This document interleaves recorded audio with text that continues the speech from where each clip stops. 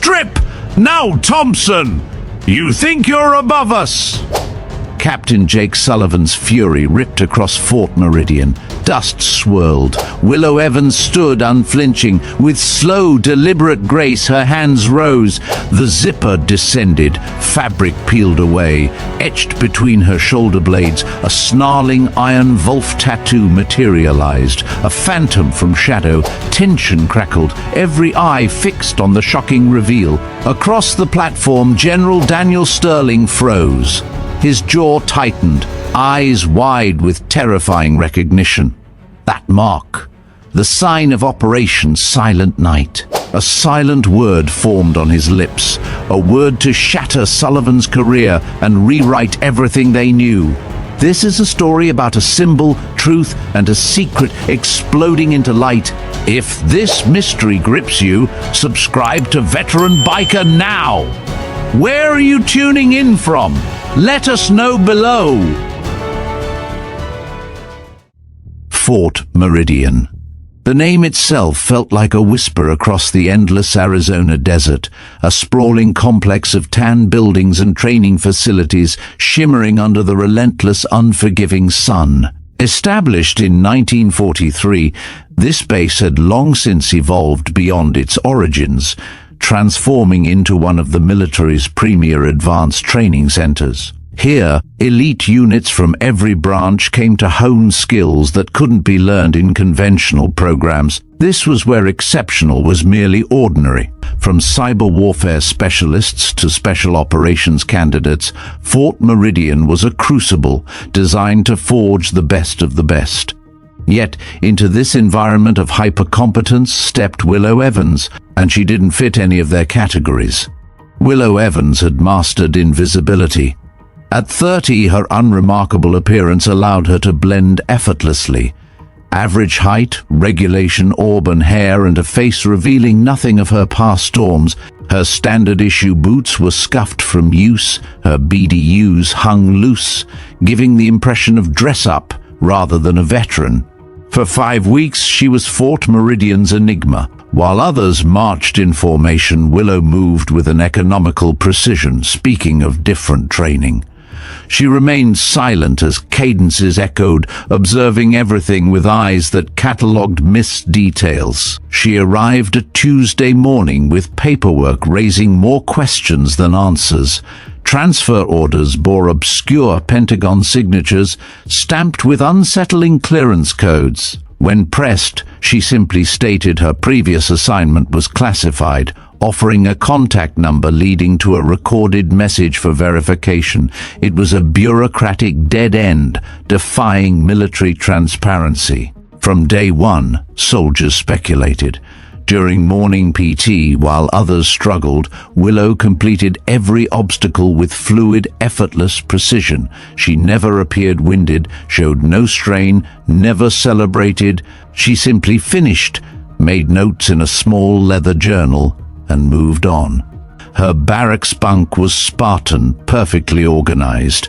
She didn't socialize, preferring to sit alone with her journal, writing in small, precise code like script. The mystery only deepened during weapons training. While other soldiers familiarized themselves with standard-issue equipment, Willow handled every weapon placed in front of her with the unconscious competence of someone who had moved far beyond familiarity into instinctive mastery. Her shooting scores were perfect. Not good, not exceptional, but mathematically perfect in a way that suggested she wasn't trying to impress anyone. She was simply demonstrating a baseline level of competence that happened to exceed everyone else's maximum effort. What made the other soldiers most uncomfortable wasn't her skill. The military respected competence above almost everything else. It was her detachment. Willow participated in every exercise, followed every order, completed every task with professional efficiency, but she remained emotionally removed from the experience. She watched them struggle, watched them fail, watched them succeed, and her expression never changed. She was present but not engaged, participating but not invested. The base's training regimen was designed to identify weaknesses and eliminate them through controlled stress. Soldiers were pushed to their breaking points physically, mentally, and emotionally, their responses carefully monitored by instructors who had seen every possible variation of human behavior under pressure. But Willow never reached a breaking point. She adapted to every challenge with the same calm efficiency, as if she were running through exercises she had performed countless times before. Her silence became legendary. While other soldiers bonded over shared misery, complained about unfair treatment, or celebrated small victories, Willow simply observed. She ate her meals alone, never speaking unless directly addressed. And even then, her responses were minimal and professional. Yes, sir. No, sir. Understood. She volunteered no information about herself, asked no questions about others, and showed no interest in forming the relationships that typically developed between soldiers facing shared hardships. But it was her eyes that unnerved people most. They held a depth that suggested experiences beyond anything most soldiers would ever face. When instructors delivered briefings on combat scenarios, Willow listened with the attention of someone reviewing familiar material rather than learning new concepts. When they described the psychological pressures of warfare, she nodded with the understanding of someone who had lived through those pressures rather than simply studied them. The base's rumor mill worked overtime trying to explain Willow Evans. Some speculated she was the daughter of a high-ranking officer, placed in the program as a favor rather than merit. Others suggested she was part of some kind of psychological study, a test subject whose reactions were being monitored by researchers they couldn't see. A few believed she was an undercover investigator sent to identify problems in the training program that needed correction. None of them came close to the truth. What they didn't know, what they couldn't know, was that Willow Evans had once been part of something so classified that its very existence was compartmentalized beyond the highest levels of military command. Operation Silent Night had been a surgical strike mission designed to eliminate a terrorist cell that had acquired weapons-grade plutonium with the intent to construct a dirty bomb. The mission required operatives who could function independently in hostile territory for extended periods, adapting to changing conditions without external support or guidance. 12 soldiers had been selected for Silent Night. Each had been chosen for skills that went beyond conventional military training: psychological resilience, technological expertise, linguistic abilities, and the kind of tactical innovation that couldn't be taught in any classroom. They had trained together for 8 months, developing the intuitive coordination that allowed them to function as a single organism rather than individual soldiers. The mission itself had lasted 6 days. In the end, the terrorist cell was eliminated, the plutonium secured, and the threat neutralized. But only one member of the 12-person team had made it to the extraction point alive. Willow Evans carried the weight of 11 deaths on her shoulders, along with the knowledge that their sacrifice had prevented a catastrophe that could have killed hundreds of thousands of innocent people. She had been debriefed, decorated in ceremonies that would never appear in any public record, and given medical leave to recover from injuries, both physical and psychological. When she was ready to return to active duty, the military faced a unique problem. Willow's skills were too valuable to waste on conventional assignments, but her psychological profile suggested she needed time to process her losses before being placed in another high-stakes situation. The Pentagon's solution: a temporary assignment to Fort Meridian. Here, Willow could maintain readiness while they decided how best to utilize an operative whose capabilities exceeded almost anyone else. So she watched, waited, completing exercises that felt like child's play, surrounded by unaware soldiers. Each evening she journaled, not her own performance but others, noting those who cracked, adapted, showed leadership, or simply followed orders.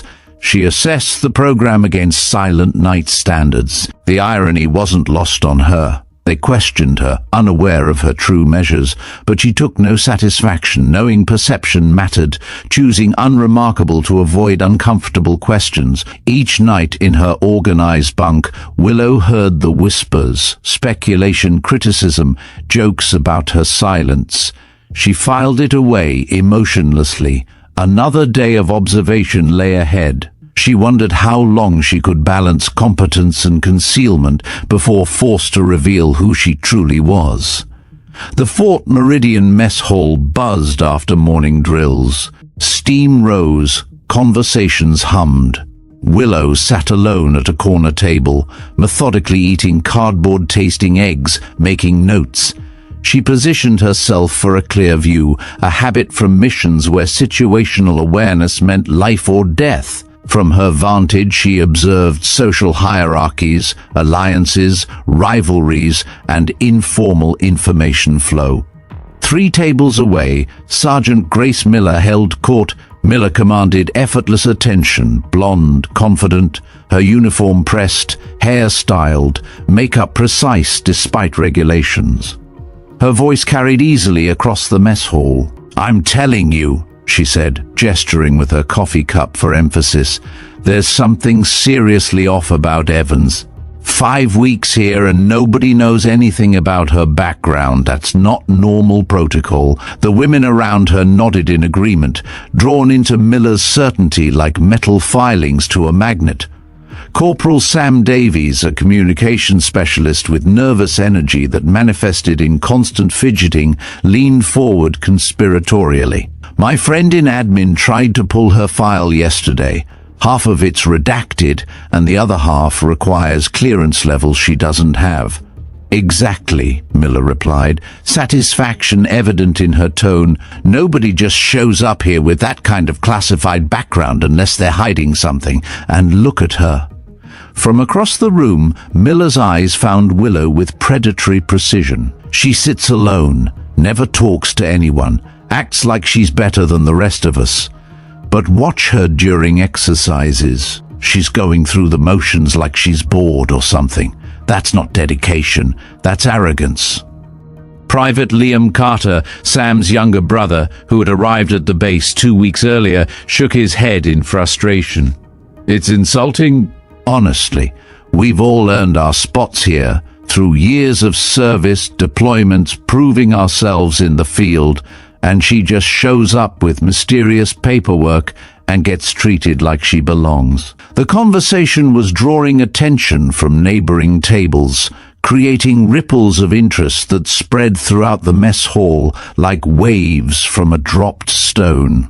Soldiers paused their own discussions to listen, their curiosity piqued by the unusual topic of someone who had managed to remain enigmatic in an environment where privacy is nearly impossible to maintain. Captain Jake Sullivan noticed the commotion from his position near the officers' section of the mess hall. At 34, Sullivan carried himself with the aggressive confidence of someone who had risen through the ranks quickly and intended to continue that trajectory. His uniform was immaculate, his posture military perfect, and his expression held the perpetual intensity of someone who viewed every interaction as a potential test of his authority. Sullivan had been watching Willow Evans since her arrival, and what he saw bothered him on multiple levels.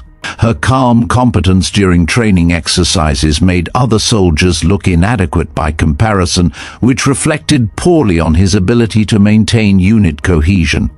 Her mysterious background suggested connections that could potentially supersede his own authority. Most importantly, her presence created questions that he couldn't answer, and Sullivan had built his career on being the person who had all the answers. He approached Miller's table with the measured stride of someone accustomed to having conversations stop when he arrived.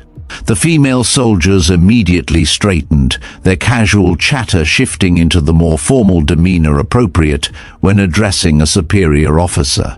"Sergeant Miller," Sullivan said, his voice pitched to carry beyond their immediate group. I couldn't help but overhear your concerns about Soldier Evans. Perhaps you'd like to share your observations with someone who might be able to address them." Miller's eyes lit up with the satisfaction of someone whose complaints were finally being taken seriously by someone with the authority to act on them. "Sir, it's not just me. Multiple soldiers have expressed concerns about Evans's presence here." Her attitude seems inconsistent with the collaborative environment we're trying to maintain. Sullivan nodded thoughtfully, playing the role of the concerned commanding officer, weighing the welfare of his unit. "What specific behaviors have you observed that concern you?" "She doesn't participate in group activities, sir. Doesn't engage in the team-building exercises that are supposed to create unit cohesion. During downtime, she isolates herself instead of bonding with fellow soldiers. And during training, she performs exercises with what appears to be minimal effort while still achieving results that make others look inadequate." Corporal Nathan Phillips, a stocky soldier with arms covered in military tattoos, had drifted over from a nearby table. "Sir, if I may add something, Evans's performance suggests she's not being challenged by our training regimen." That either means she's not being pushed hard enough or she doesn't take the training seriously. "And there's the question of her background," added Private Tyler Kim, a young soldier whose eagerness to prove himself often led to overstatements. "None of us know what qualifies her for this program. That lack of transparency creates distrust among the ranks." Sullivan absorbed their complaints with the expression of someone carefully considering multiple perspectives. In reality, he was calculating the political advantage of addressing a problem that was already generating discussion among the soldiers. Taking action against Evans would demonstrate his willingness to maintain standards regardless of whatever connections she might have.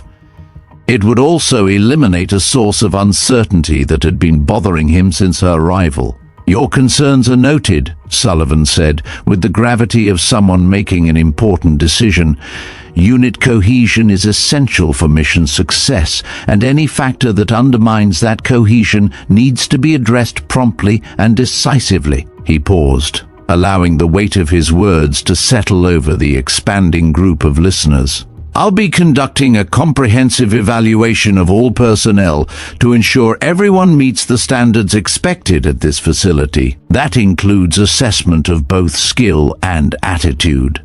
The soldiers around him nodded approvingly, satisfied that their complaints were being taken seriously by someone with the authority to implement solutions. Sullivan had successfully positioned himself as the decisive leader, addressing legitimate concerns rather than someone looking for an excuse to target a soldier whose presence made him uncomfortable. Willow continued eating her breakfast, apparently oblivious to the conversation happening 3 tables away. But her training had taught her to process multiple conversations simultaneously while maintaining the appearance of disinterest. She heard every word, catalogued every speaker, and noted the way Sullivan was using legitimate command concerns to mask what appeared to be a personal agenda. She had encountered officers like Sullivan before, competent enough to advance through standard military hierarchies, but lacking the intuitive leadership skills required for situations where protocols didn't provide clear guidance. Such officers typically compensated for their limitations by adhering rigidly to regulations and viewing any deviation from standard procedures as a threat to their authority. The problem was that Willow's very existence represented a deviation from standard procedures. Her background couldn't be explained through normal channels. Her skills exceeded the baseline expectations for soldiers at her apparent rank, and her behavior didn't conform to the social dynamics that Sullivan understood and felt comfortable managing. As she finished her meal and prepared to leave for morning training exercises, Willow recognized the signs of escalating tension that preceded most conflicts. Sullivan had positioned himself as the protector of unit standards. Miller had established herself as the voice of legitimate soldier concerns, and the growing group of supporters had created an audience that would expect some form of resolution. The careful balance she had maintained for 5 weeks was beginning to shift. And Willow understood that the time for passive observation might be coming to an end. Soon, very soon, someone would push hard enough to force her to respond with something more than silent competence. She closed her journal, secured it in her cargo pocket, and walked toward the exit with the same economical movements that had characterized her presence since arrival. Behind her, the conversation continued to grow, drawing more soldiers into speculation about the mysterious woman who had somehow earned a place among them without earning their understanding. The morning sun was already promising another day of brutal Arizona heat, and Willow sensed that today would test more than just physical endurance. Today felt like the day when questions would demand answers, and answers would change everything. The weapons maintenance facility at Fort Meridian pulsed with organized chaos. It was a symphony of methodical clangs and the metallic scent of gun oil, a place that would overwhelm any civilian observer but felt like home to career soldiers. Rows of disassembled rifles lay on metal tables like intricate mechanical puzzles, their components sorted with military precision into labeled containers. The air smelled of gun oil and metal cleaner, punctuated by the rhythmic sounds of focused work, each soldier acutely aware their life might one day depend on the reliability of the weapon in their hands. Willow Evans occupied a corner workstation. Her movements were so fluid they appeared choreographed as she systematically cleaned and reassembled an M4 carbine. Her hands moved independently of conscious thought, muscle memory guiding her through procedures performed thousands of times under conditions ranging from comfortable workshops to muddy foxholes in hostile territory. Each component was inspected, cleaned, and replaced with thorough attention, separating professionals from amateurs. What distinguished Willow's work wasn't merely speed, though she completed tasks faster than most, but the unconscious competence marking someone far beyond basic proficiency. She didn't need to think about proper trigger assembly or bolt carrier maintenance any more than she needed to think about breathing. Her fingers found worn spots indicating potential failure points, detected minor imperfections that could cause malfunctions, and made adjustments with the precision of someone whose survival had once depended on such minute details. Other soldiers had grown accustomed to stealing glances at her workstation, partly from professional curiosity and partly from the uncomfortable recognition that they were witnessing expertise that made their own skills seem elementary. Willow never acknowledged their attention, never offered advice or criticism, never engaged in casual conversations. Instead, she maintained the same detached focus characterizing all her activities at Fort Meridian. When she encountered a complex maintenance issue, she solved it without fanfare or explanation. When others struggled with procedures she could complete in her sleep, she continued working on her own equipment without offering assistance. Her silence wasn't hostile or dismissive, it was simply complete, as if she existed in a parallel space that occasionally intersected with theirs but never fully merged. Private Liam Carter worked at the station adjacent to Willow's. He struggled with a stubborn bolt assembly that refused to seat properly despite repeated attempts.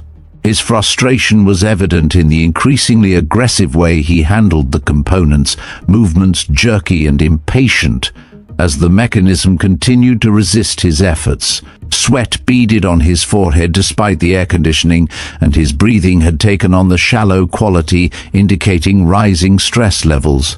Willow watched Carter struggle through her peripheral vision while continuing her own work with uninterrupted efficiency.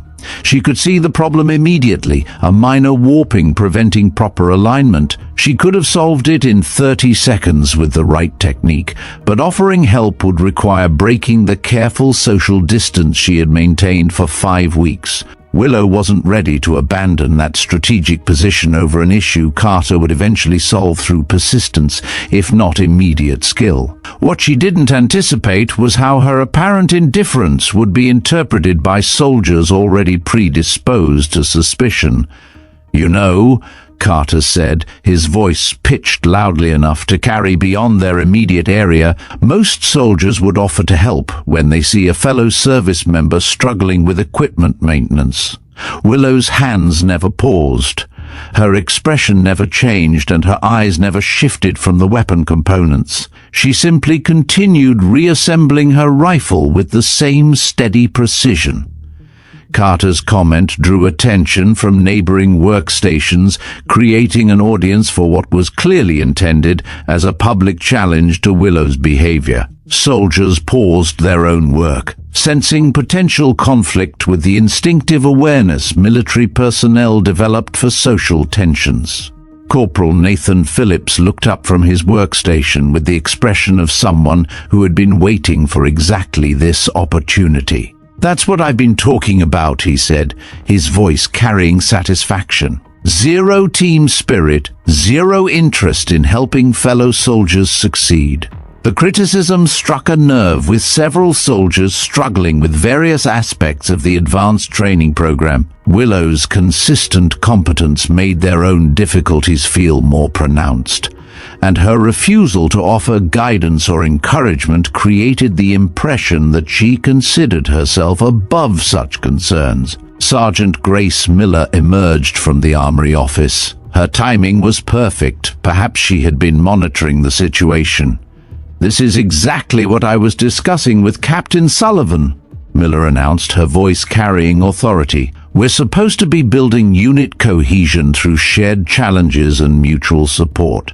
But how can we function as a team when some members refuse to participate in the collaborative aspects of military service?" Willow finally looked up from her workstation, her eyes tracking from Carter to Phillips to Miller with methodical assessment, cataloging threats rather than engaging. The silence stretched uncomfortably as soldiers waited for her to defend herself, explain, or at least acknowledge their criticisms. Instead, Willow set down her cleaning tools with the same precise movements and reached for the small notebook in her cargo pocket. She opened it to dense handwriting and began making notes, her pen moving steadily as if the conversation was merely information to be documented. The gesture was so dismissive, so completely indifferent, that it sparked something deeper than frustration. This wasn't just antisocial behavior, it was active contempt for their concerns, their authority, their very presence. "Are you seriously taking notes right now?" Carter asked, his voice rising in incredulity. "We're trying to have a conversation about unit dynamics and you're treating it like some kind of research project." Willow continued writing without looking up. Her handwriting maintained the same small, precise characters. Whatever she was documenting required careful attention as she made several corrections and additions before closing the notebook. When she resumed work on her rifle, her movements carried the same fluid competence they always had, as if the entire confrontation had been nothing more than background noise. The message was clear. Their opinions didn't matter to her. Their criticism carried no weight, and their presence was barely worth noticing. Miller's face flushed with anger, the kind that came from being ignored rather than opposed. Soldiers could handle disagreement, argument, even direct confrontation, but being dismissed as irrelevant struck at the core of military identity, built on the principle that every service member mattered and deserved respect. "This ends today," Miller said, her voice carrying finality. "I'm documenting this behavior and forwarding it through proper channels. Captain Sullivan needs to know that we have a soldier who refuses to function as part of a team." Phillips nodded approvingly. "Someone needs to explain to Evans that military service isn't a solo career path. We succeed or fail together, and anyone who can't understand that doesn't belong here." The facility quieted as soldiers paused, observing Willow. Her silence became a vacuum, filled by escalating criticisms. She continued working, processing the social dynamics. Hostile interrogations and isolated weeks meant frustrated soldiers were barely a stressor. Her concern lay not in their anger, but its formal channeling towards officers eager to assert authority. Willow recognized official military discipline looming. Her 5-week balance was collapsing. She faced a choice: maintain cover or defend herself with revelations. Finishing her rifle's inspection, she considered the irony. These soldiers, untested by life or death decisions, would soon learn who Willow Evans truly was, and why her silence had been a kindness. The Fort Meridian morning briefing room buzzed with nervous energy. Captain Jake Sullivan stood front, clipboard in hand, commanding. A screen behind him read, "Performance Assessment, All Personnel." Willow entered with economical motion, taking a back seat, journal ready. The room felt charged, purposeful. A storm was building. Sergeant Grace Miller positioned herself in the third row, surrounded by supporters. Their whispers and glances confirmed their campaign. Miller's body language radiated satisfaction. Sullivan called the room to attention. 200 soldiers snapped to their feet, then settled into absolute silence. "Ladies and gentlemen," Sullivan began, measured and rehearsed, "this facility prepares elite soldiers. It requires individual excellence and effective team function." He paused. Over past weeks, concerns about unit cohesion and collaborative spirit have been raised through proper channels. They require immediate address. Willow's pen moved steadily across her journal, documenting not just Sullivan's words but the reactions. She noted how soldiers shifted uncomfortably or nodded approvingly, and how Miller's group exchanged satisfied glances. What interested Willow most was Sullivan's body language. Slight tension in his shoulders, eyes avoiding certain sections, careful precision of his word choices, indicating he was following a script, not speaking from personal conviction. This wasn't a commander addressing legitimate training concerns. This was an officer maneuvered into taking action, serving someone else's agenda. Military service, Sullivan continued, his voice gaining strength, is fundamentally about sacrifice. Not just the willingness to sacrifice your life for your country, but the daily sacrifice of individual preferences for the greater good of the unit. Soldiers who cannot or will not make that sacrifice represent a threat to mission success and the safety of their fellow service members. The room remained silent, but Willow sensed shifting energy as soldiers understood this briefing wasn't theoretical. Someone specific was being targeted. Sullivan's eyes swept the room with practiced authority, making eye contact before finally settling on Willow's position. Today's evaluation will test not only individual competence, but also the willingness to demonstrate the collaborative spirit that separates true soldiers from individuals who happen to wear uniforms. The words hung like a challenge. Willow understood the careful neutrality she had maintained for 5 weeks was about to be tested. Sullivan wasn't just announcing a training exercise, he was setting the stage for a confrontation determining whether she could continue operating under the radar or be forced to reveal capabilities, raising uncomfortable questions. Behind Sullivan, the screen flickered to life, revealing a detailed training scenario.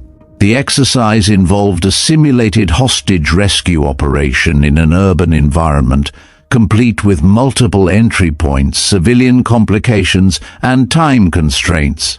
Teams of 4 soldiers would be assigned randomly, given 30 minutes to develop tactical plans, and then evaluated on both strategy quality and cohesive function during planning. Team assignments are posted on the board outside, Sullivan announced, gesturing. You have exactly 30 minutes to develop your approach before presenting to the evaluation panel. Your success will be measured not only on tactical soundness, but on your ability to incorporate input from all team members and demonstrate collaborative decision-making. Willow closed her journal and secured it. The time for passive observation was ending. The evaluation was clearly designed to test her willingness to engage in collaborative planning. Sullivan and Miller had maneuvered her into a situation where continued isolation would be interpreted as evidence of antisocial behavior. As soldiers filed out, Willow caught fragments of conversations confirming her assessment. "Finally going to see what Evans is really made of," someone whispered. "About time someone tested whether she can actually work with a team," another added. Anticipation was palpable. Soldiers frustrated by her competence were eager to see her forced into conventional military cooperation. Willow approached the assignment board with measured stride. Internally, she calculated options with rapid-fire analysis. She could participate fully, demonstrating collaboration while appearing to learn. Or she could continue minimal engagement, accepting consequences but preserving anonymity. The third option, most worrying, was that the exercise might force her to reveal tactical knowledge far beyond her apparent level. Urban hostage rescue operations were exactly what Operations Silent Night operatives trained for extensively, and Willow's expertise in such scenarios was both comprehensive and impossible to disguise if you chose to apply it fully. Her name appeared on the board alongside 3 other soldiers: Corporal Nathan Phillips, Private Tyler Kim, and Specialist Eliza Vance. The composition wasn't random. It was a carefully constructed test, pairing her with 3 of the soldiers who had been most vocal in their criticism of her behavior. Phillips and Kim had confronted her during weapons maintenance. Vance had been part of Miller's group during several mess hall conversations about Willow's unsuitability for the program. Willow studied the names with professional detachment. Sullivan had created a scenario maximizing tension while providing clear metrics for evaluating her response to adversarial team dynamics. Failing to contribute would confirm unwillingness to collaborate. Dominating would suggest arrogance. Demonstrating exceeding knowledge would unravel her cover. As she walked toward the designated planning area where her team was already gathering, Willow realized 5 weeks of careful neutrality had led inevitably to this moment of forced choice. The storm building since her arrival was about to break. She had to decide whether to weather it as Willow Evans, the mysterious soldier, or as someone else entirely, someone whose existence would change everything the people around her thought they understood about military capability and the true nature of the threats their country faced. The next 30 minutes would determine not just her future, but whether the secret she had carried for 3 years would finally be exposed to. People who had no idea they were about to witness the tactical expertise of someone who had already proven herself in ways they could barely imagine. The main training field at Fort Meridian stretched across several acres of desert sand, its perimeter marked by equipment sheds and observation towers that cast long shadows in the afternoon sun. Captain Jake Sullivan had positioned himself at a raised platform overlooking the exercise area, flanked by a panel of senior instructors whose clipboards and stopwatches indicated they were prepared to evaluate every aspect of the upcoming tactical demonstrations.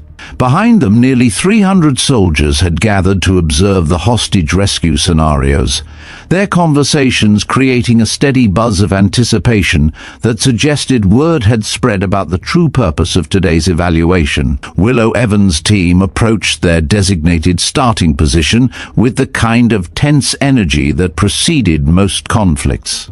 The planning session had concluded without resolution, leaving them with a compromise strategy that satisfied no one and incorporated tactical elements that Willow knew were fundamentally flawed. Corporal Nathan Phillips had insisted on maintaining command authority despite the growing evidence that his approach to urban warfare was dangerously outdated.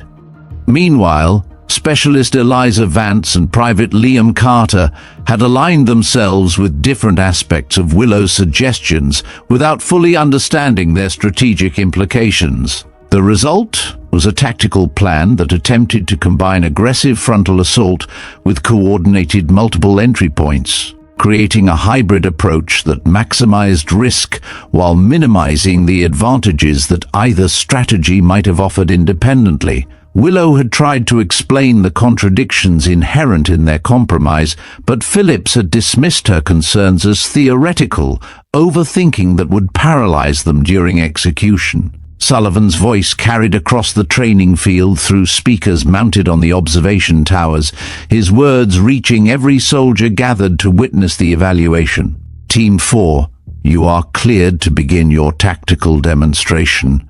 You have 12 minutes to complete the hostage rescue scenario using the strategy developed during your planning session. Your performance will be evaluated on tactical soundness, execution efficiency, and collaborative effectiveness. The mock building that served as their target was a 3-story concrete structure designed to simulate urban residential complexes where terrorist organizations frequently established operational bases. Windows had been equipped with sensors that would register simulated weapon fire, while motion detectors throughout the interior would track team movements and measure response times to various tactical developments. Automated systems would introduce complications during the exercise, sudden changes in hostage locations, additional hostile forces, equipment failures that would test the team's ability to adapt under pressure. Willow studied the building with professional assessment, her eyes automatically cataloging structural features that would affect tactical options, load-bearing walls that couldn't be breached safely, sight lines that would expose assault teams to defensive fire, and architectural elements that could provide either cover or concealment depending on how they were utilized.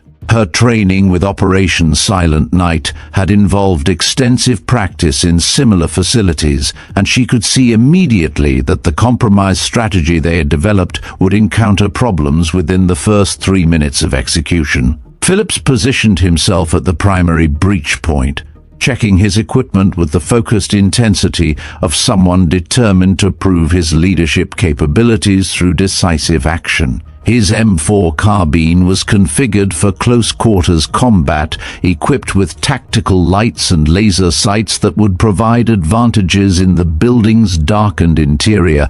Carter flanked him at the secondary entry point, his nervous energy now channeled into hyper-vigilant attention to detail as he prepared for what he clearly viewed as a test of his worthiness for continued participation in the advanced training program.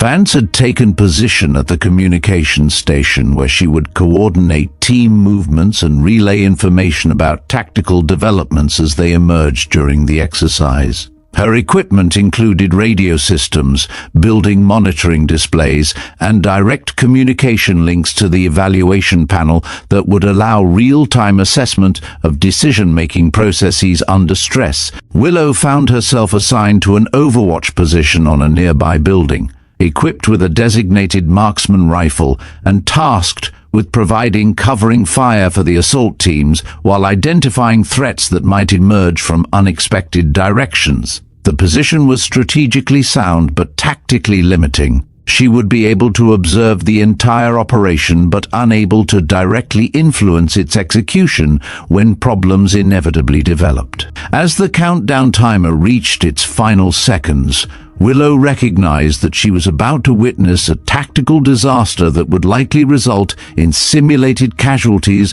among both hostages and assault team members. The compromise strategy they had developed contained fundamental flaws that would become apparent as soon as they attempted implementation, but her warnings had been dismissed as theoretical concerns that didn't apply to practical military operations. The exercise began with Phillips initiating initiating his frontal assault exactly as planned, his approach confident and aggressive as he breached the primary entrance with textbook precision. Carter simultaneously entered through the secondary access point, his movements coordinated with Phillips through radio communication that Vance monitored from her command position. For the first 60 seconds, their execution appeared flawless. A textbook demonstration of military competence that drew approving nods from the evaluation panel.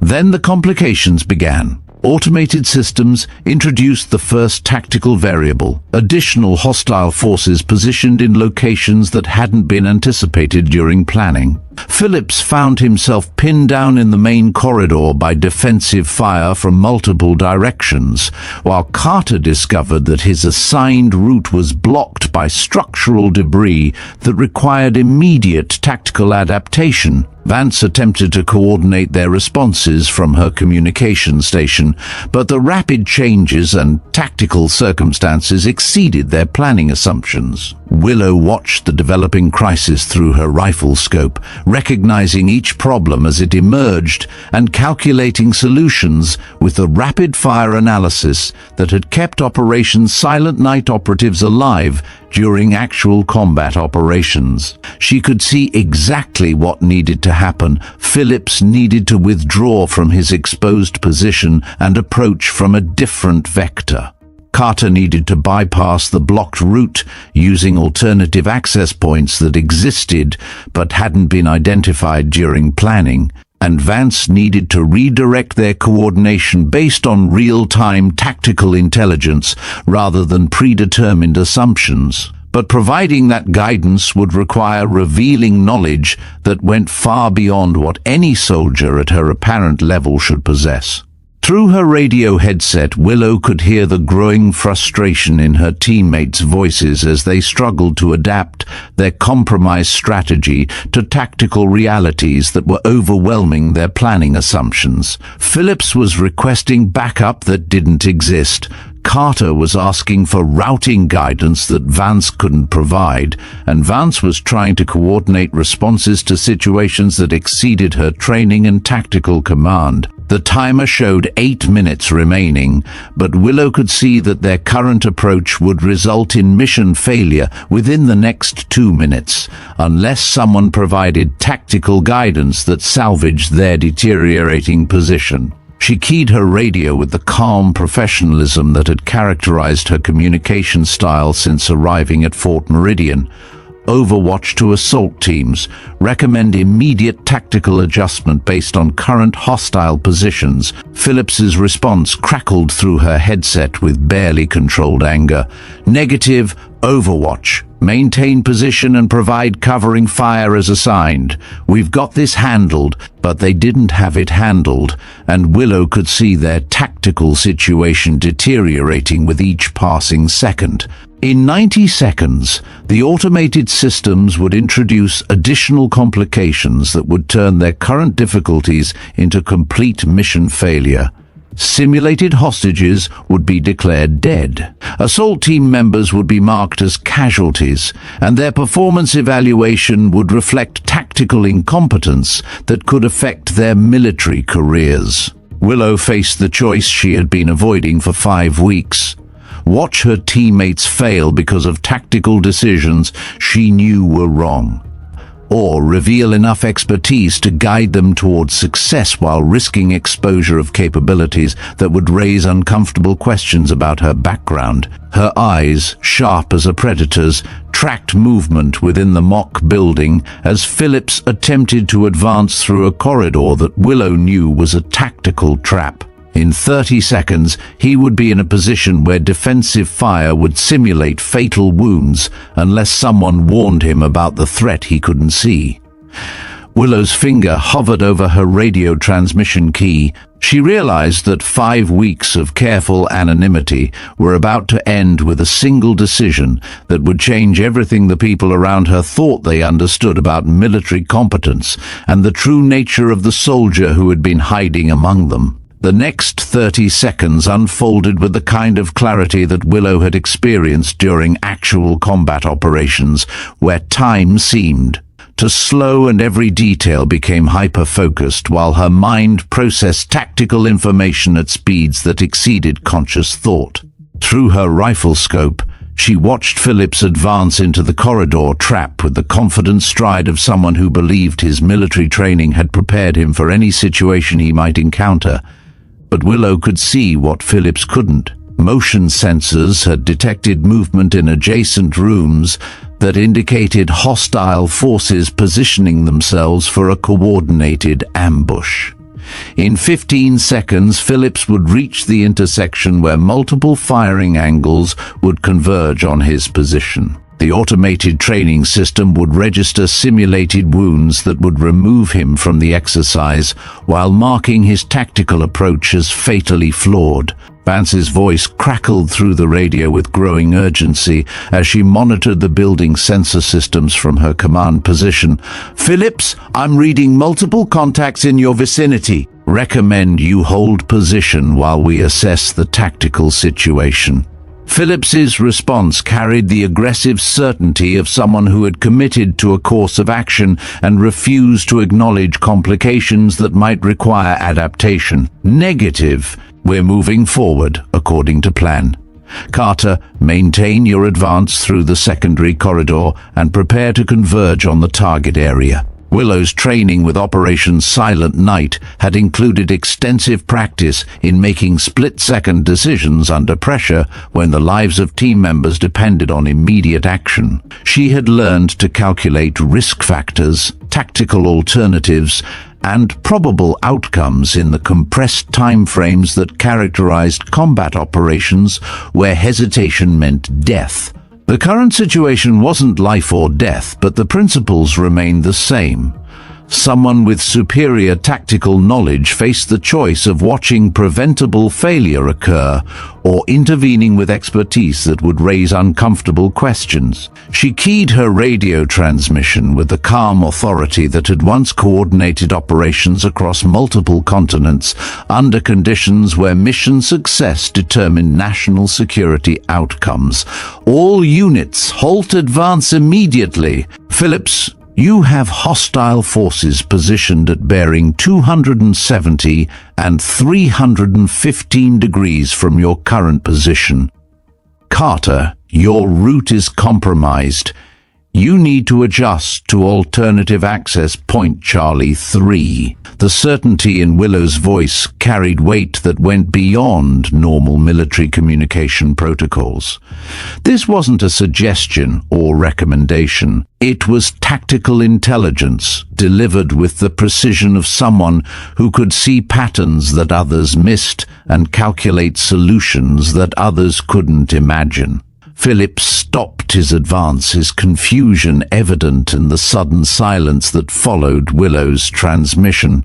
Through her scope, she could see him checking his position against the building schematic while trying to understand how an overwatch position could provide detailed intelligence about interior tactical developments. "Evans, how do you have visibility on interior hostile positions from your current location?" Vance asked, her professional curiosity overriding protocol as she tried to understand tactical information that exceeded the capabilities of standard Overwatch procedures. Willow realized that any detailed explanation would reveal reconnaissance techniques that went far beyond conventional military training. But Phillips was still positioned in the kill zone, and Carter was approaching a corridor that would expose him to concentrated defensive fire within the next minute. "Structural analysis combined with sensor pattern recognition," Willow replied, hoping that technical explanation would satisfy immediate questions while providing the tactical guidance they needed. Phillips moved to cover position at the northeast stairwell and approached the target area from above. Carter bypassed the blocked corridor and used the maintenance access on the building's west side.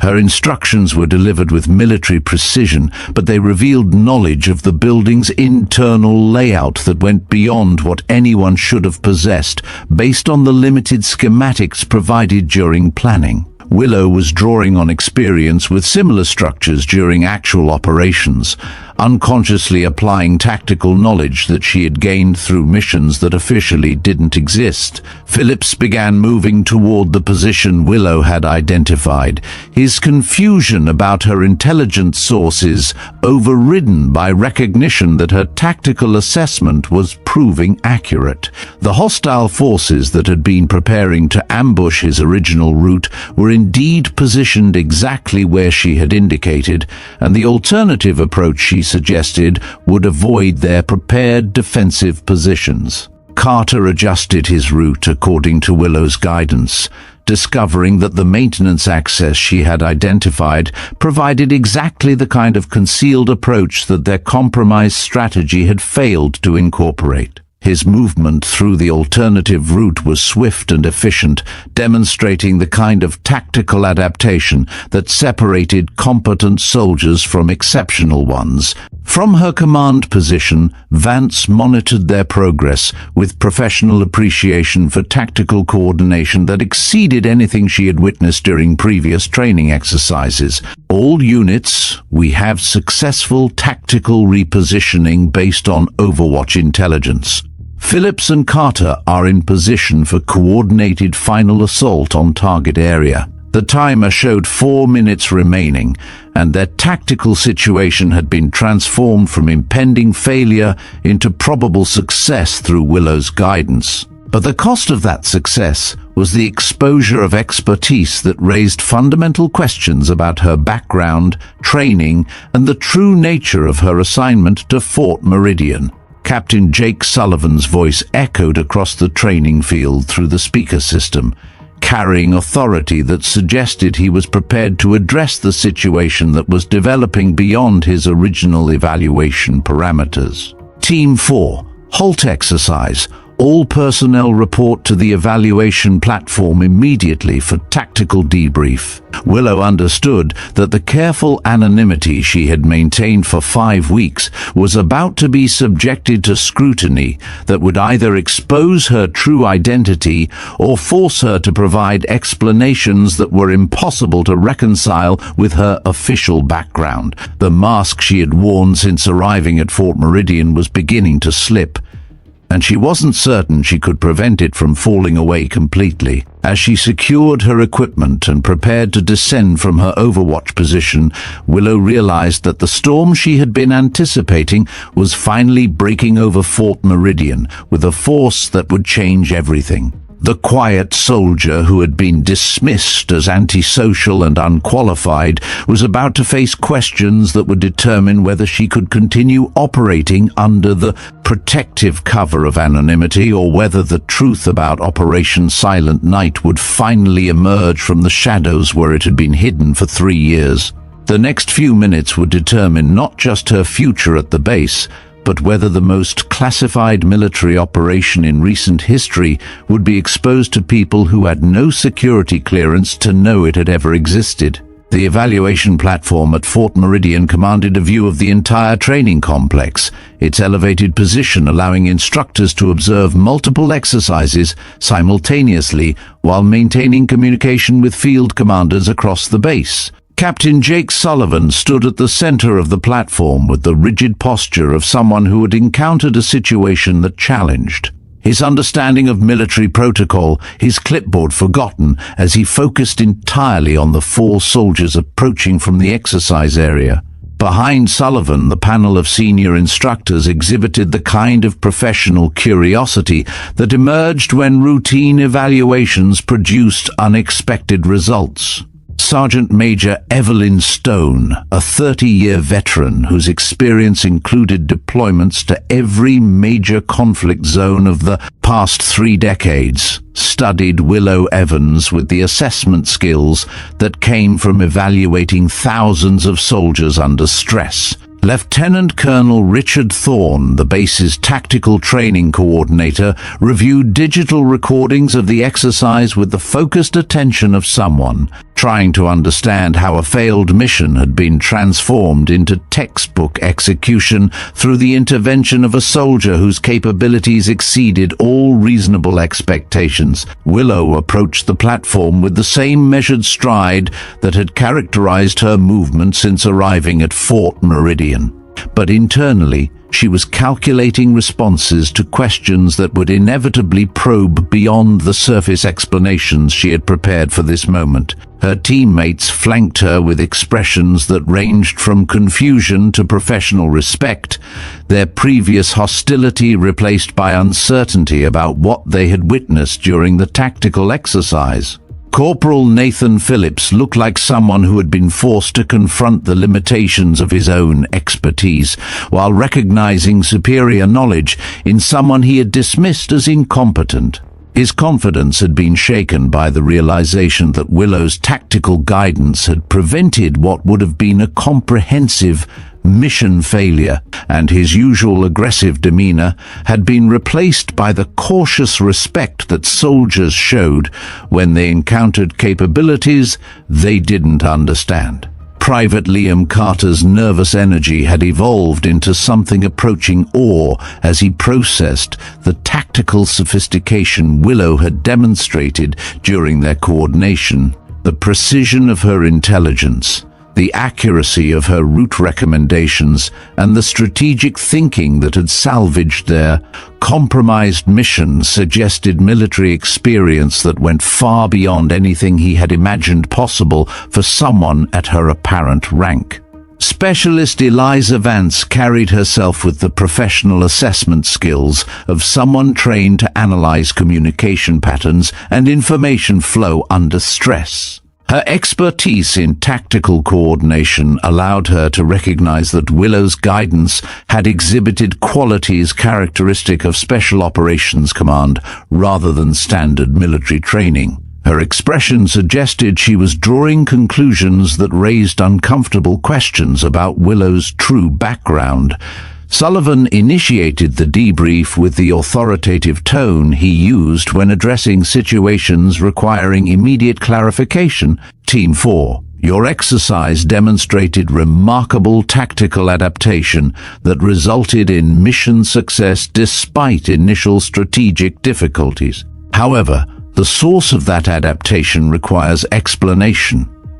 He paused, his attention focusing specifically on Willow with the intensity of someone who suspected he was dealing with circumstances that exceeded his normal administrative authority. Soldier Evans, your tactical guidance during the exercise exhibited knowledge that appears inconsistent with your background and training records. Please explain how you were able to provide detailed intelligence about interior hostile positions from an exterior Overwatch location. Willow had anticipated this question since the moment she decided to intervene, and she had prepared responses that might satisfy immediate curiosity without revealing information that would compromise operational security. But the directness of Sullivan's inquiry made it clear that simple explanations would not be sufficient. Sir, I utilized structural analysis combined with pattern recognition based on sensor feedback and tactical probability assessment,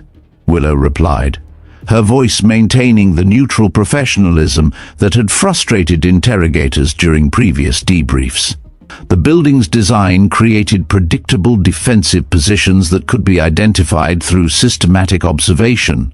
Sergeant Major Stone stepped forward with the kind of movement that suggested she was prepared to probe beyond surface explanations.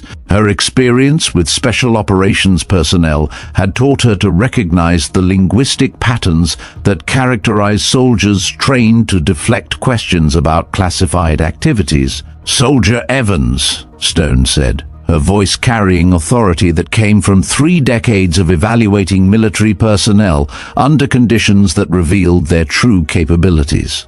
Your tactical guidance exhibited familiarity with advanced reconnaissance techniques and urban warfare strategies that exceed standard training protocols. Where did you acquire that expertise? The question was more sophisticated than Sullivan's initial inquiry, demonstrating understanding that Willow's performance couldn't be explained through conventional military education. Stone was probing for information about specialized training that would account for capabilities that suggested experience with classified operations. Willow recognized that continued deflection would only intensify scrutiny, while failing to provide explanations that satisfied legitimate command concerns about her background. But revealing information about Operation Silent Night would violate security protocols designed to protect both operational methods and the families of personnel whose service records remained classified for national security reasons. Ma'am, my previous assignments included training scenarios that emphasized tactical problem-solving under stress, Willow replied, hoping vague references to unspecified training would satisfy immediate questions without providing details that would compromise security protocols. Lieutenant Colonel Thorne approached the questioning from a different angle, his expertise in tactical training allowing him to recognize specific techniques Willow had employed during the exercise. Evans, your route recommendations demonstrated knowledge of building layouts that exceeded the schematic information provided during planning. That suggests either prior familiarity with this specific facility or training in rapid structural assessment that goes beyond standard military instruction. The observation was accurate and dangerous, because it indicated that Thorne possessed enough tactical knowledge to recognize the sophisticated nature of Willow's performance. His question wasn't based on suspicion or curiosity. It was based on professional assessment that identified capabilities which required explanation. Willow's teammates listened to the interrogation with growing awareness that they had been working alongside someone whose military background was far more complex than any of them had imagined. Phillips showed particular interest in the line of questioning, recognizing that Willow's tactical expertise had exceeded his own despite years of conventional military training that he had considered comprehensive. Sullivan, feeling his authority challenged, asserted himself once more. Evans, I'm ordering you to provide a detailed explanation of your tactical training background. Your performance during this exercise suggests capabilities that are inconsistent with your personnel records, and that inconsistency requires immediate resolution. The direct order created a situation Willow had hoped to avoid, a formal military command requiring a response that would compromise security protocols protecting classified operations. She could refuse and face disciplinary action, or she could provide explanations that might expose missions that officially didn't exist. Willow stood at attention, her perfect military bearing drilled into her during training far beyond anything her interrogators had experienced. Her eyes focused on a point beyond Sullivan's shoulder as she calculated a response that might satisfy immediate command concerns without violating the security protocols that had kept Operation Silent Night operatives alive where exposure meant death. Sir, Willow said finally, her voice carrying a quality that suggested she was prepared to provide information that would change the nature of their conversation entirely. My tactical background includes training that requires security clearance verification before details can be discussed in this setting. The response was both acknowledgement and warning. Confirmation that Willow possessed classified military experience while indicating that further inquiry would need to follow protocols designed for handling sensitive information. Sullivan found himself facing a situation that exceeded his administrative authority, potentially involving security classifications beyond his clearance level. The interrogation had reached a critical point where continued questioning would either expose classified information or force Willow to refuse direct orders from superior officers. The storm that had been building since her arrival at Fort Meridian was about to break, with consequences extending far beyond the routine evaluations Sullivan had planned to demonstrate his authority. What happened next would determine whether Willow could maintain the protective anonymity that had concealed her true identity, or whether the truth about Operation Silent Night would finally emerge from the shadows where it had been hidden for 3 years. Willow reached for the zipper of her uniform top with movements that appeared calm and professional, despite the recognition that her decision would change everything. The metal teeth separated with a soft sound that seemed impossibly loud in the desert silence, while hundreds of soldiers watched a confrontation none of them fully understood, but all recognized as significant. As the fabric fell away to reveal the plain olive tank top underneath, Willow could sense the shift in energy across the training field. Sullivan leaned forward with the satisfaction of someone whose aggressive approach was finally producing results, while the instructors watched with professional concern for a situation that had escalated beyond their comfort level. Willow turned slightly to adjust her position in the desert heat, and that movement revealed what had been hidden beneath her uniform for 5 weeks. A tattoo between her shoulder blades that made Sergeant Major Stone take a sharp breath and caused Lieutenant Colonel Thorne to step forward with sudden recognition. The Iron Wolf insignia emerged into view like a ghost materializing from shadow. A snarling wolf's head surrounded by crossed lightning bolts and 7 stars, arranged in a pattern that looked random to most observers, but carried specific meaning for anyone with knowledge of classified special operations. The artwork was intricate and professional, but more importantly, it was a symbol that identified membership in units that officially didn't exist. Sullivan's satisfaction vanished as he recognized that his aggressive approach to resolving Willow's mysterious background had uncovered information that exceeded his clearance level and potentially his authority to handle. The Iron Wolf wasn't just a military tattoo.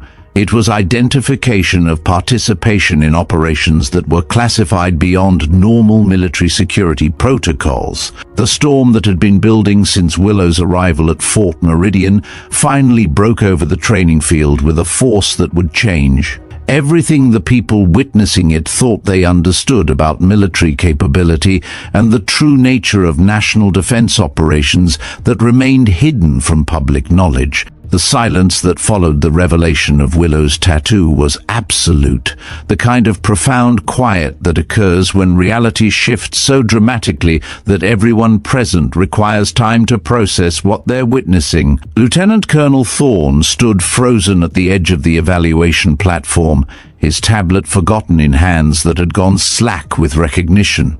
The Iron Wolf insignia wasn't just familiar to him, it was a symbol he had encountered in classified briefings that carried security restrictions he had never expected to see manifested on a soldier standing in front of him. Sergeant Major Stone moved with the careful precision of someone approaching something dangerous and unpredictable.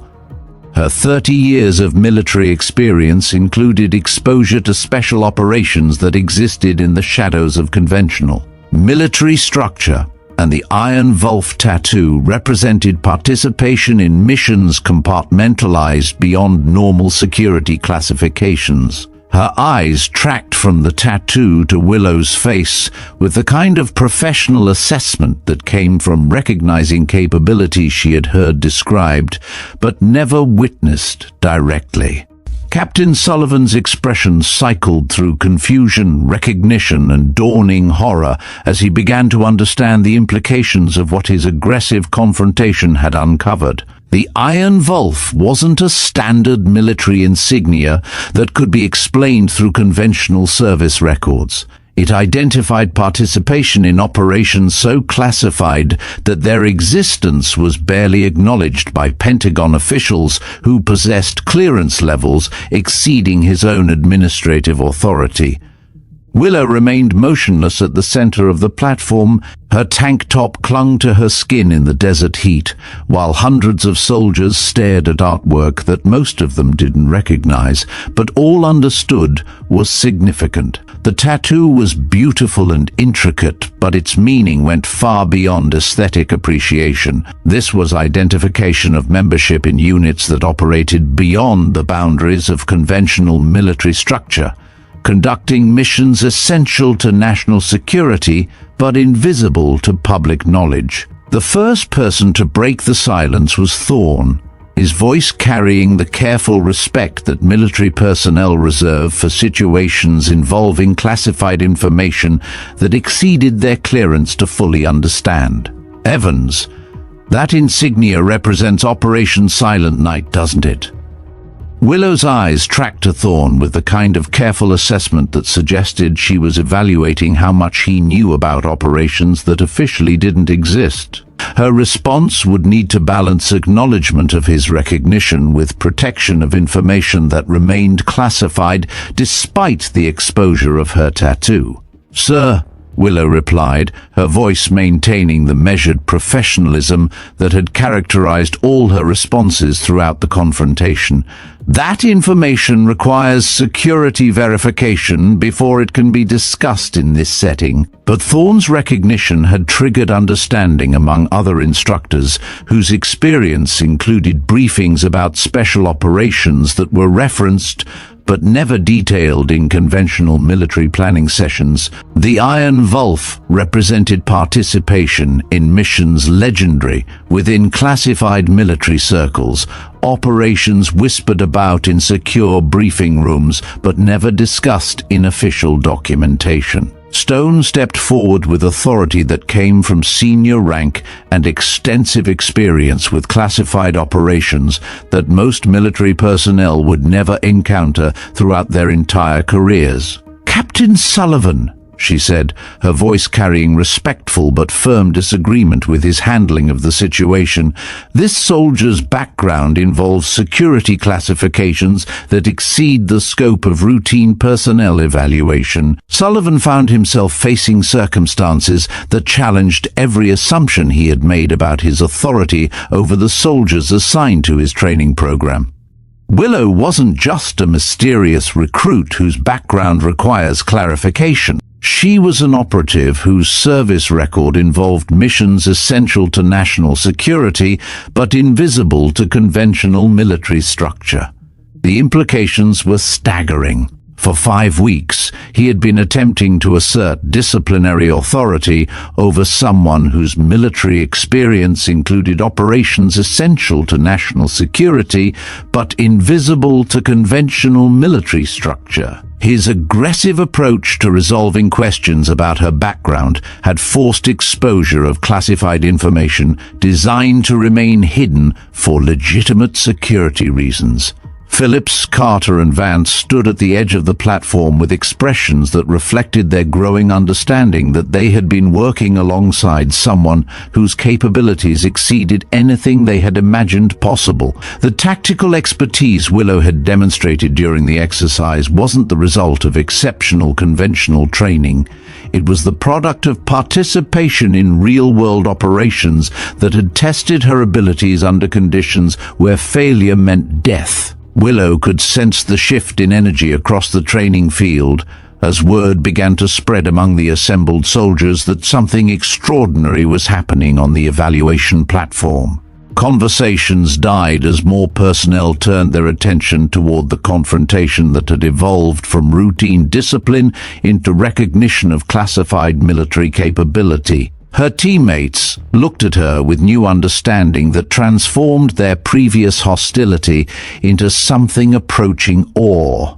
Phillips, who had challenged her tactical knowledge during planning sessions, now recognized that his criticism had been directed towards someone whose expertise exceeded his own by margins he couldn't begin to calculate. Carter's nervous energy had evolved into respectful curiosity about the true nature of Willow's military background, while Vance studied her with the professional assessment skills that came from recognizing communication patterns characteristic of special operations rather than conventional military service. Sullivan realized that his confrontation with Willow had escalated beyond his authority to manage effectively. The revelation of her classified background created responsibilities that exceeded his administrative role while potentially exposing information that required security protocols he wasn't qualified to implement. Willow stood at the center of the platform with the calm bearing that had characterized her presence since arriving at Fort Meridian. But internally, she was calculating the consequences of exposure that would inevitably lead to questions about Operation Silent Night and the 11 operatives who hadn't returned from missions that officially never occurred. Her careful anonymity had been shattered by Sullivan's aggressive approach to demonstrating authority, and the protective silence she had maintained for 3 years was about to be replaced by scrutiny that would reach the highest levels of military command. The approaching sound of vehicles drew everyone's attention toward the base's administrative complex, where official cars were moving with the kind of purposeful speed that indicated emergency response to developing situations. Radio communications crackled across multiple frequencies as word of the situation reached command levels that possessed authority to address circumstances involving classified operations and personnel whose service records required special handling procedures. Willow recognized the signs of official intervention that would either provide protection for classified information or expose details about missions designed to remain hidden from public knowledge. The storm that had been building since her arrival at Fort Meridian was about to be met by forces that operated at levels of authority exceeding anything the people witnessing her exposure could imagine. What happened next would determine whether the truth about Operation Silent Night remained contained within security protocols designed to protect national interests, or whether the most classified military operation in recent history would be exposed to investigation that could compromise ongoing missions and endanger personnel whose survival depended on maintaining operational secrecy. The quiet soldier who had been dismissed as weak and antisocial was about to become the center of attention from military commanders whose decisions shaped national security policy. And the consequences would extend far beyond the routine training evaluation Sullivan had planned to demonstrate his authority over a recruit whose presence had made him uncomfortable. The weeks that followed General Daniel Sterling's intervention at Fort Meridian unfolded with the swift precision that characterized military justice when security protocols had been compromised through leadership failure. Captain Jake Sullivan found himself facing a court-martial inquiry that examined not just his inappropriate order to expose Willow Evans's tattoo, but his complete failure to recognize the authority and classification level of a Pentagon-level operative whose presence at the base served purposes that exceeded his clearance to understand. The inquiry board that convened to review Sullivan's conduct included officers whose experience with classified operations allowed them to assess the full scope of his security violations. Their conclusions were unambiguous. Sullivan's aggressive pursuit of disciplinary action against Willow had compromised operational security through reckless disregard for protocols designed to protect both individual operatives and ongoing mission effectiveness. His military career was effectively terminated within 72 hours of General Sterling's arrival. Sergeant Grace Miller discovered that her campaign to document Willow's problematic behavior had been recorded in multiple formats that reached her commanding officers with devastating clarity. Video footage of Miller publicly mocking a classified operative whose service record included missions essential to national security created consequences that extended beyond simple disciplinary action into permanent reassignment to positions where her judgment could cause minimal damage to military effectiveness. Corporal Nathan Phillips learned that his physical confrontation with Willow during the tactical exercise had involved assaulting an Operation Silent Night operative whose authority superseded normal military hierarchy.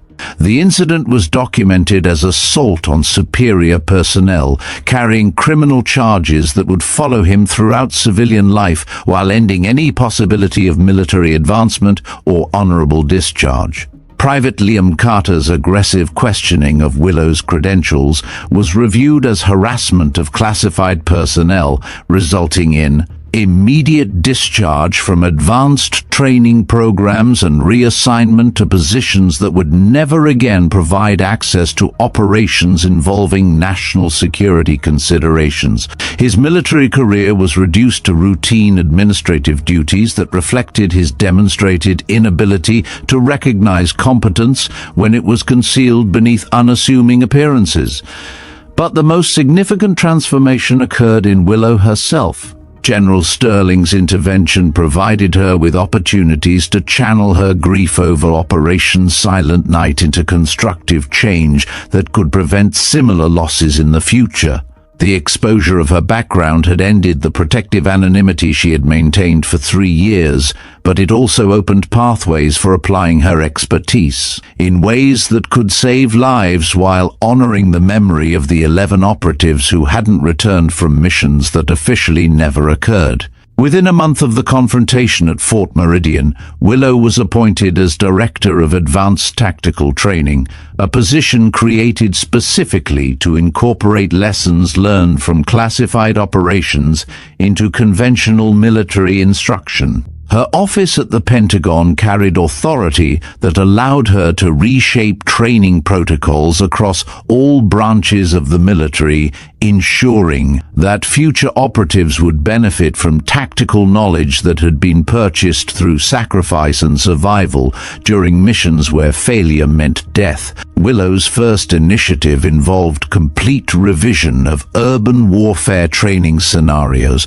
replacing theoretical exercises with realistic simulations based on actual combat conditions that special operations personnel encountered during classified missions.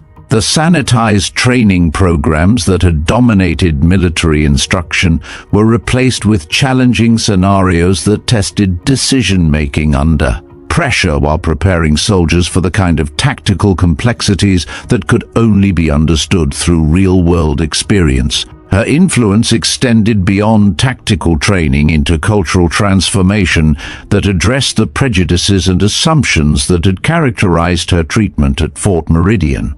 Willow implemented evaluation systems that prioritized practical competence over theoretical knowledge, while establishing protocols that recognized capability regardless of how it was packaged or presented. The casual dismissal of quiet competence that had marked her early weeks at the base was replaced by institutional awareness that true strength often remained concealed until circumstances required its revelation. The Iron Wolf tattoo that had ended her anonymity became a symbol of hidden expertise throughout military culture, representing the principle that appearances could be fatally deceiving when assessing capability or threat levels. Training facilities across all branches of the military adopted Willow's core doctrine. Never underestimate someone based on surface characteristics, because the most dangerous operatives were often those who appeared least threatening until the moment they chose to demonstrate their true capabilities. 5 years after the confrontation at Fort Meridian, Willow stood before a congressional committee presenting her annual report on military training effectiveness. The statistics were impressive. Casualty rates during special operations had decreased by 40%. Mission success rates had improved by 50%, and a new generation of military leaders had emerged who understood that competence came in many forms that weren't always immediately recognizable. But beyond the numbers lay a cultural transformation that extended throughout the military establishment. The institution that had once dismissed Willow as weak and unsuitable had learned to recognize that quiet observers might possess the most valuable tactical knowledge. that mysterious backgrounds often concealed essential expertise, and that the soldiers who seemed least impressive might be precisely the ones whose capabilities exceeded conventional understanding. Willow's office overlooked the Pentagon courtyard, where thousands of military personnel moved through their daily routines, most of them unaware that their training protocols had been shaped by lessons learned during missions that remained classified beyond their clearance to access. The framed photograph on her desk showed 12 operatives in combat gear, taken the night before Operation Silent Night commenced, 11 faces that would never age. Beyond that moment, and Willow herself, the sole survivor whose guilt had been transformed into purpose that honored their sacrifice while protecting others from similar losses. A knock on her door interrupted thoughts that still returned to that desert night when everything changed. "Come in," she called, recognizing the weight of responsibility that came with each new assignment that required her expertise. A young colonel entered, carrying folders marked with the highest security classifications. "Ma'am, we've received a request from Joint Chiefs. They need your assessment of training protocols for a new classified operation. Timeline is 48 hours. Willow accepted the folders with the same calm professionalism that had characterized her response to challenges since the day her anonymity was shattered at Fort Meridian. Each new assignment carried the potential to prevent losses that families would never have to endure. Tactical knowledge that could mean the difference between mission success and catastrophic failure. As the colonel departed, Willow opened the first folder and began reviewing mission parameters that would test new operatives under conditions similar to those that had claimed 11 lives during Operation Silent Night. But this time, those operatives would benefit from training protocols that incorporated hard-won lessons about tactical adaptation, strategic thinking, and the kind of innovative problem-solving that could only be taught by someone who had survived when survival seemed impossible. The quiet woman who had been publicly humiliated for not looking like a soldier had become the architect of military doctrine that shaped how the most powerful armed forces in the world identified, developed, and deployed specialized capability. Her transformation from dismissed recruit to Pentagon-level authority represented more than personal vindication. It embodied institutional evolution that recognized strength in forms that had previously been overlooked or undervalued. The tattoo on her back remained hidden beneath her uniform, but its meaning had spread throughout military culture as a reminder that true competence didn't announce itself through aggressive display. It waited, observed, and demonstrated precision when circumstances required capabilities that exceeded normal expectations. Willow Evans had learned that lesson in the harsh desert of Arizona, where prejudice and assumption had been stripped away to reveal expertise that changed everything. The military had learned it too, becoming stronger and more effective through recognition that appearances could be fatally deceiving, and that the most valuable operatives were often those who earned the right to exceptional capability, whether anyone recognized them or not. And so, the quiet soldier who defied expectations became the architect of a new era. Willow Evans's journey from a misunderstood recruit to a Pentagon-level authority reminds us that true strength often lies hidden, waiting for the moment to reveal itself. It's a testament to the fact that competence transcends appearances, and that the most profound lessons are sometimes learned in the harshest ways. Her story, etched in silence and marked by the Iron Wolf, changed not only her destiny but the very fabric of military doctrine. If Willow's unwavering resolve and the uncovering of her extraordinary secret resonated with you, we encourage you to join the veteran biker community. Your support fuels more stories like this one, tales of resilience, hidden heroes, and the profound impact of individual courage. We'd love to hear your thoughts. What part of Willow's journey struck you the most? Share your insights in the comments below, and don't stop here. We've saved something extra special for you. Right now on your screen, 2 more standout stories are waiting. Just click and discover new adventures. Don't forget to subscribe and turn on the notification bell so you never miss another upload from Veteran Biker. Thank you for watching.